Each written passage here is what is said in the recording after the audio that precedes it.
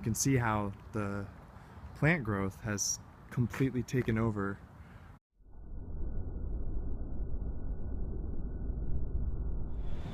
Here I am on day 2 of my Detroit adventures. It smells like manure outside my hotel, so I don't really know what that's about.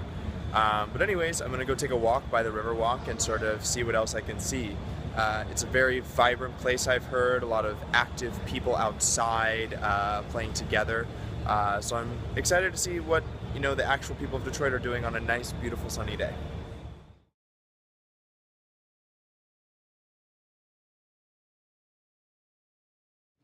Another thing that's really specific to Detroit is the number of parking garages.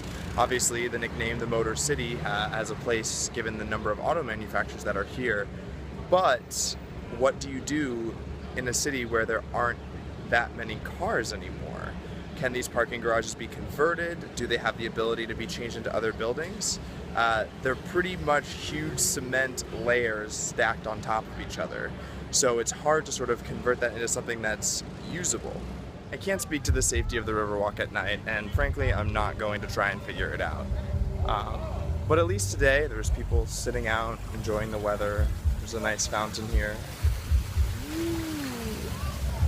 So at least one of the public amenities that go to giving the city a much better image and feeling. There's kids out here, families, bicycles, there's boats on the water. Truly what you want to see out of a vibrant city, and it's exciting to see that at least there are some areas that are being well maintained. Here I am on the Riverwalk in Detroit. I see Nelson Mandela Drive actually in the distance. There's also a bunch of casinos, which strikes me as a bit odd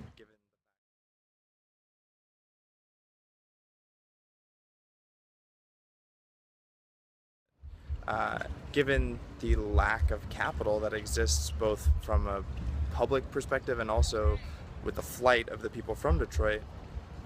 I just have a hard time justifying the number of casinos. It seems kind of like everyone is ripping off the people of Detroit.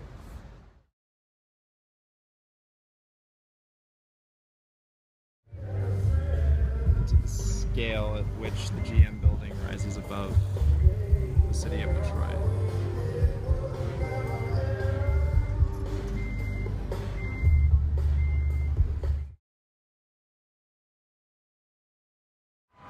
A Manhattan Institute study found that one of the driving factors for people recovering from the recession was an increase in healthcare spending. Behind me we have a huge Blue Cross Blue Shield building. Obviously we have a huge provider of healthcare, both nationally and locally here in Detroit. The question becomes whether or not that increase in healthcare spending is due to federal involvement with things like Obamacare and the Medicaid expansion, because it's much easier to just print money and give it to people or take it from the taxpayer funding, but is that sustainable in the long term? Plus, what net benefit are we getting out of certain types of healthcare is the question we have to ask ourselves.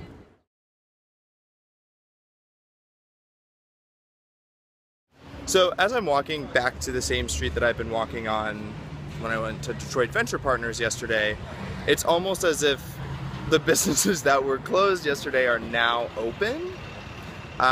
There was a deli grocery that wasn't open in the middle of the day, but it's open at like 3 a.m. in the morning. But yeah, restaurants that were closed yesterday are now open, so not really sure what that's about. I'm really hungry, and it's getting harder and harder to find like a cheap place that I haven't been that I can just grab a quick bite at, which is kind of challenging. I also haven't seen a grocery store the entire time I've been here. All I want is Verner's ginger ale. That's it, nothing more. Just want to take a bunch of it back to New York with me. Is it so hard to find? The answer, yes.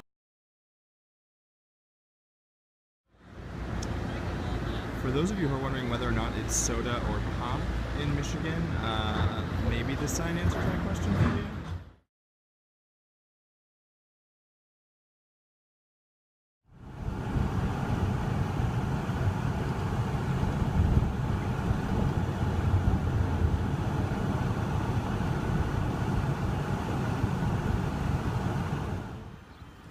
Here we are, sort of in the actual, what everyone thinks of when they think of Detroit. pretty bleak. Um, looks like, you know, bombs have gone off, broken glass, broken doors. Um, no trespassing in this building. Not really sure why you'd want to.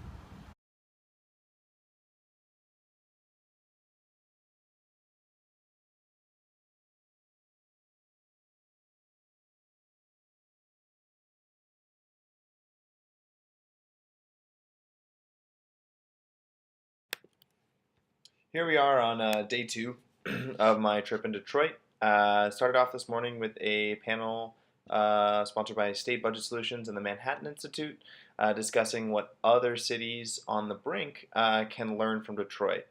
The thing that I took away from that is that every state and some countries, maybe even the United States of America, can learn from how Detroit operates and functions through its bankruptcy.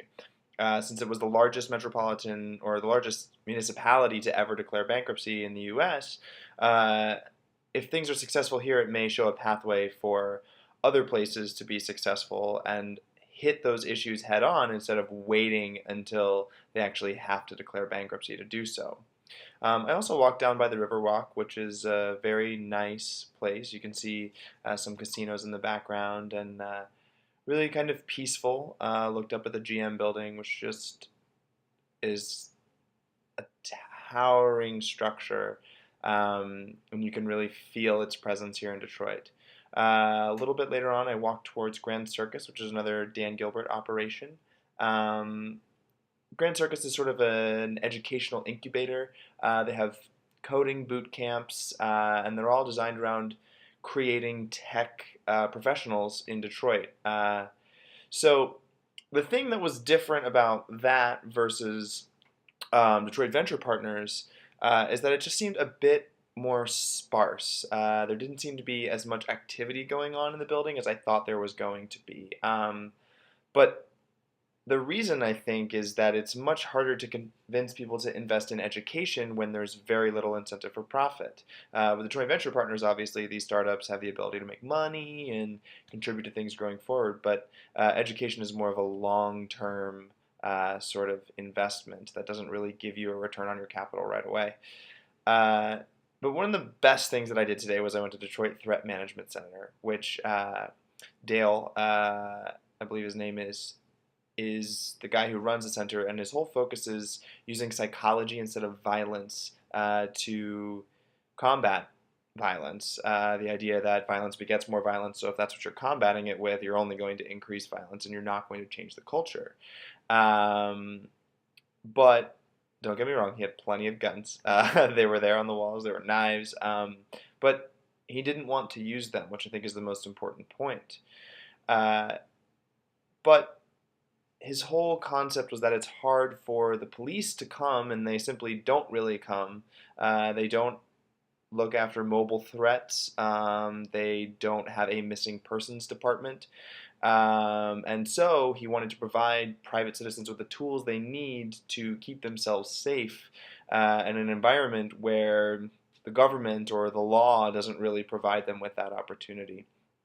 Definitely going to be talking more about him later on, either in my pieces or the full video. Then I went to something really fun. It was a Free the Brews event sponsored by Generation Opportunity of Michigan, which is an organization that tries to free millennials from the constraints of government. Since we're young, we're motivated, right? At least in theory.